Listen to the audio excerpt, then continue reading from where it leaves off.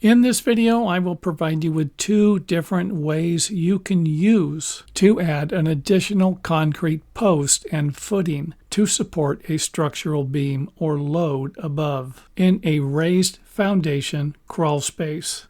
First things first, the foundation of any good post is a solid concrete footing, and a common size for that footing for a single-story house is usually going to be 12 inches wide in both directions and 12 inches deep, meaning it extends 12 inches deep into the soil. Don't confuse this with the height of the concrete above ground. That will vary depending on your crawl space height and the type of connectors you're using. And for two-story homes or areas with heavier loads, consider using a larger footing, maybe something that's 16 inches wide in both directions and 16 inches deep. And of course, when in doubt, it's always best to consult with a structural engineer to ensure your footing is properly sized. And as far as the connectors you're going to use, I'm going to have to leave that up to you because there are just too many post-base connectors on the market today.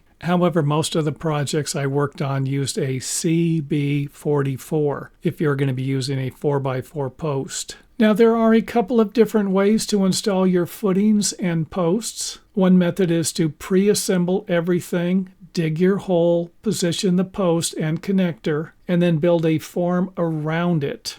Use stakes to keep the form in place, pour the concrete, let it cure, and then remove the form. Another method is to hang the post base connector from the beam and making sure that everything is level and in the correct position before pouring the concrete. This method is particularly useful when you already have a beam in place and not for new construction. Don't forget, folks, accuracy is key. Double check your measurements and make sure the post base is perfectly aligned before you even consider pouring the concrete. And for me, double checking everything has always been an important part of the construction or repair process. And thanks for watching. Also, don't forget to visit our website. We have an organized list of our videos there. You might have a difficult time finding that anywhere else.